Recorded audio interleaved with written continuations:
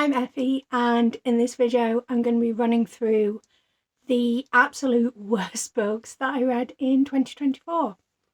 This is a ranked list going from the best of the worst to the worst of the worst, and I've actually already said what my worst book of 2024 was in a couple of videos, so you may already know that one, but I guess it's time for me to rant about it once again. I really hate that I have to talk about, well, I don't have to, I choose what content I make, but I hate that it's a book I'm going to be talking about once again. But hopefully this is a book I can leave in 2024. So before we get started, I do have a couple of honourable mentions.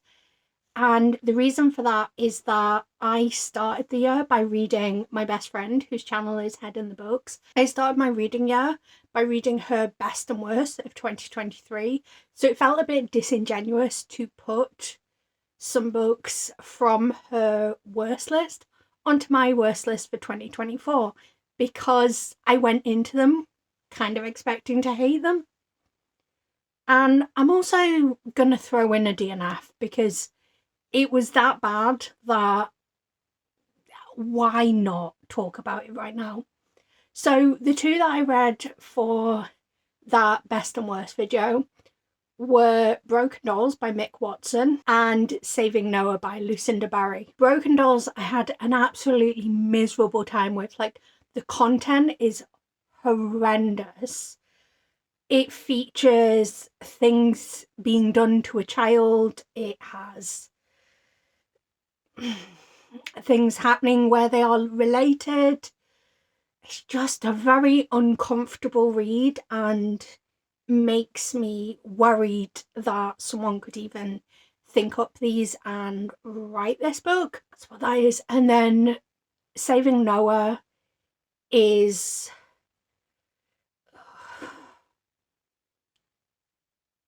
a book that tries to apologise for the behaviour of nonces, which is not something that I'm ever going to be here for. So before we move on to my actual worst list, the one DNF I just want to quickly mention is Them by Mick Watson.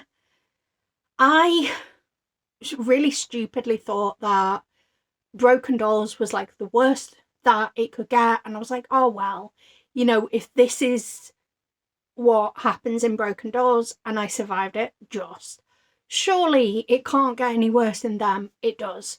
So the things that happen to a child, a fetus, I'm not being hyperbolic here, it is a literal fetus that no, I am going to be haunted by what I read of this book for the rest of my life, and big old note from me. In our number 10 position is a book that objectively is not a bad book. Just subjectively, I had an absolutely miserable time reading, and that is Next Chapter of Us by Elena Rose. As I say, this is actually a really good book, but I had an inkling that I would have a hard time with books that have a character called Effie in them. And I can't remember if before picking up this book I knew that one of our characters was called Effie, or if it wasn't until I picked it up that I realised that one of the characters was called Effie. But I could not stand it. I have a real difficulty with like multiple names. I'm not quite sure why, but I do. And that extends to, I have a real difficulty reading books where characters have my name. And there's not much I can really say beyond it was just a miserable experience for me. I just wanted to pull my hair out reading it. And I think if it hadn't have been an objectively good book, then I probably would have DNF'd it. But I wanted to give it its due because it was a fun story. It's a second chance romance between two musicians. One of them has been kind of her idol for a while. It's very, very, very loosely Taylor Swift coded, but not in a ick way, if that makes sense. I don't know if it does. So basically, despite this being on my worst books list, I am thoroughly recommending this book. I'm just saying my experience with it was terrible. The other 9 books on the list I did 100% despise. So we've got Your Coffin or Mine by Jacqueline Hyde. This is a romance between Dracula and an influencer.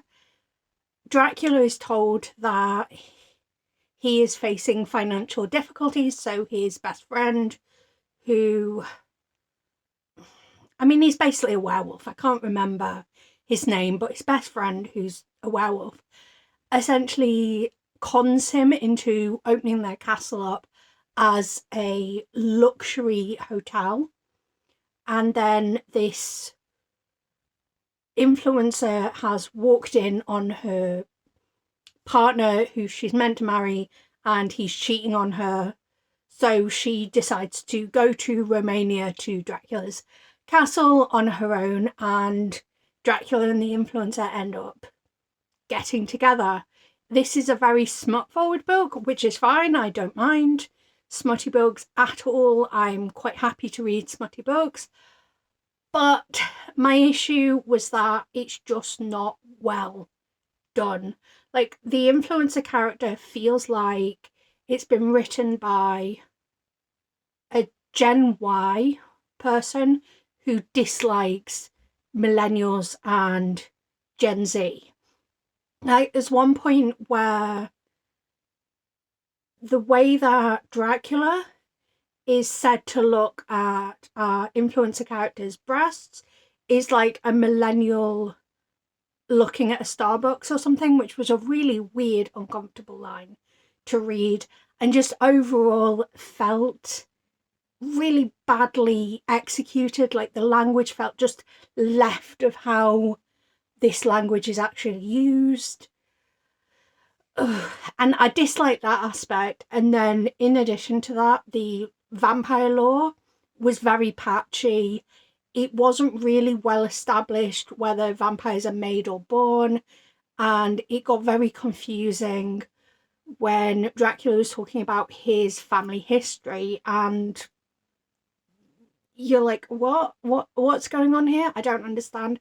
I think the bit that irritated me was that earlier in the book, he'd been talking about how he couldn't get this woman pregnant because he's a vampire, which, you know, fair enough. Like, that's a fairly well understood thing. Obviously, sometimes you do have vampires that are born, and obviously that involves people being able to impregnate other people most of the time. Not always. Some vampire lore, despite being born, is not rooted in that. So that's fine, whatever. But then later, Dracula was talking about having a family and talking about, like, his mother having a child, and it didn't quite line up. Like, I think there was actually discussion of, like, her being pregnant, and there was an implication that she was already a vampire at that point. I don't know, just, it wasn't very well put together. It was a really uncomfortable read for me, wasn't well written, did not like it one bit. Vampires Never Say Die by Gloria Duke. This is a book that I feel like I've talked about a couple of times on my channel, and it is a vampire slayer romance. And the basic concept is that whenever a new vampire is made, a slayer as a balance is also created, and the slayer is born out of someone that has animosity for the vampire. So what happens is that our FMC works in a bar and doesn't get along with our MMC love interest, who has been turned into a vampire. So suddenly, after he's turned, she starts experiencing murderous rage, and then the next morning she wakes up and she's incredibly buff.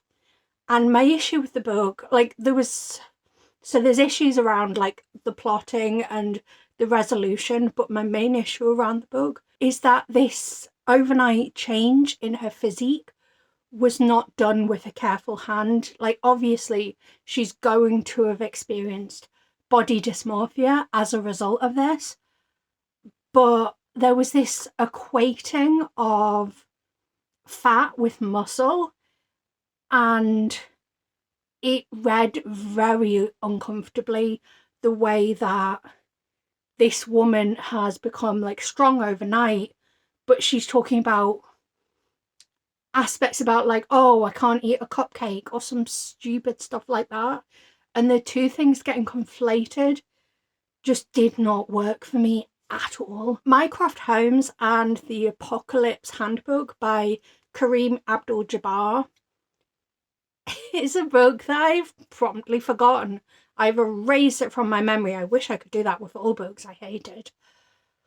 But I think basically it was that it was so misogynistic and puerile. Like, it was trying to be funny at times, but it was just lowest common denominator humour. And then, as I say, there was a lot of misogyny baked into it. And this is a book that was written not too long ago. I'm not sure exactly how long it was written, maybe like within the last 10 years. So it's not as if you can go, oh, well, it's a historical story of the times, which is a terrible argument as it is. But, you know, if you said, okay, this was from Arthur Conan Doyle's time, this is why it's so misogynistic, because women were not seen as equally human, that would be one thing. But this is a very recent kind of story, and it's still incredibly misogynistic. Like, you can set a book in the 1800s, early 1900s, I'm not sure exactly when this story's been set, without just being rampant misogyny. I think there's also some xenophobia in there, just for good measure, of course.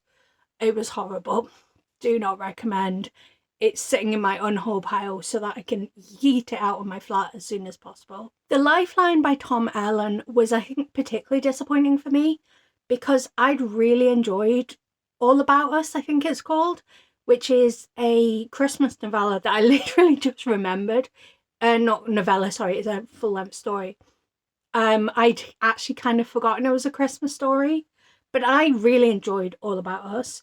So when I was contacted by the publisher saying, oh, you liked All About Us, would you be interested in reading Tom Allen's new book? I was really excited to do so. And then I picked it up and it wasn't good. Well, I think part of that was that it was missold to me, because it's been pitched as a second chance romance. These two characters had a connection in Paris 5-10 years ago. I'm not sure of the exact time frame. But then it was sort of like misconnection. Something happened that meant they didn't get to meet up again, and that opportunity for their romance to blossom at that point was lost. But then one of the characters is asked by her workplace to do a Where Are They Now of this other character that she'd had a misconnection with. And obviously that results in them reconnecting. But initially they don't realise the identity of each other. But the core problem to this is that, one, the romance doesn't really begin until the epilogue. So it's not a romance, it's not a second chance romance. And then quite central and essential to this story is the fact that one of these characters is, I can't remember if she's engaged or just living with a long-term boyfriend, but she is in a relationship while she is emotionally cheating with this person that she is reconnecting with, but she doesn't realise it's a reconnection. She thinks it's a new connection. And this is basically forgiven by the narrative because her partner doesn't respect her, and, you know, there seemed to be a bad match, but it's still cheating. Like, that doesn't excuse the characters from cheating. Like, it would have been a lot cleaner if there'd been this epiphany and the characters had broken up, but this story hinges on her cheating on her partner in order to reconnect with this misconnection she had in the past. And I just could not get on board with it. And also the fact that the romance isn't really there for the majority of the story. Witches of World War II by Paul Cornell, Valerie Berzo and Jordi Belair is a graphic novel about the way that the likes of Aleister Crowley and other witches were used as part of the war effort of World War II. I despised it. Obviously, I despised it. It's on my worst books list. I read this to try and decide who I was going to vote for in this year's Hugo Awards, and it just wasn't an enjoyable time. I think because I didn't really know about the impact that these people had on the war effort, I didn't even know that they were involved at all. I didn't even know Aleister Crowley was a real person. I thought he was just a character from Good Omens.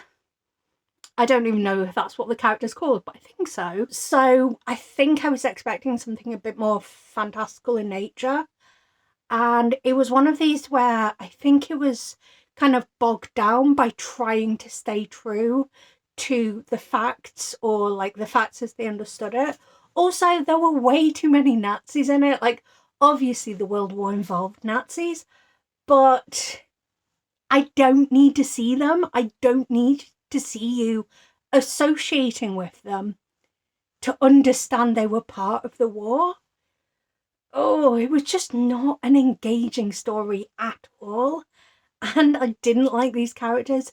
In addition to that, the art style was not very well defined. At one point, I didn't realise, I can't remember what way round it was, but I got Crowley and Churchill confused.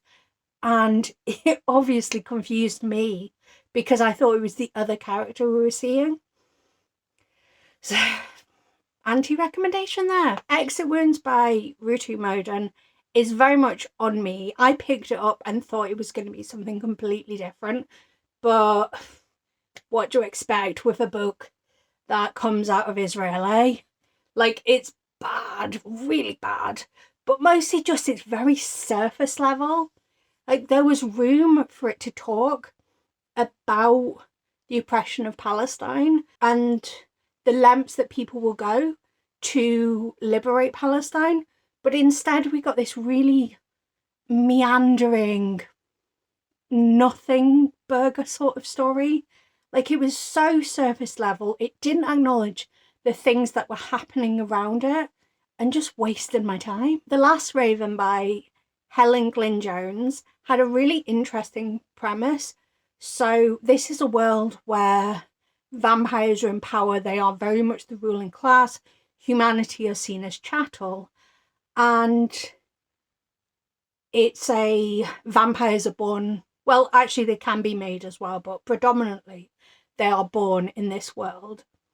And a human has been born to these vampires, and she is the daughter of the ruler of the area known as the Raven, and she's expected when she turns 18 to become the ruler despite being a human.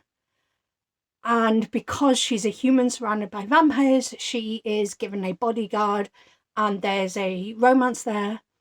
The problem with that I had with this was twofold. The romance did not work. These characters went from hating each other to basically falling into bed with each other in no span of time at all. There was no establishing of why things had changed, why they decided they wanted to be together. It just, from one page to another, they went from hating each other to wanting each other. So that was one aspect, and I never got on board with the romance, which had a larger impact for the story as a whole. And then the other aspect I didn't like was the way that this human was so desperate to be treated like other humans, and she was so desperate to cosplay as someone who doesn't have all the privileges that she does, and it made her an incredibly irritating character to follow throughout this story. In our number 2 spot, we have The Song of Achilles by Madeline Miller. I think part of why this appears on this list is because it was set up to me as being this sweeping, deeply romantic story that would also break your heart. But I didn't get any of that. I didn't really feel the romance between Patroclus and Achilles, so none of it had any emotional impact on me. And then there was one particularly uncomfortable scene where this character, I don't know how old she was, but she behaved very, very childishly. And I think she was maybe like 16, if I'm remembering correctly. And it was not a comfortable scene at all. And yeah, I just had an absolutely miserable time with that. I didn't feel the romance.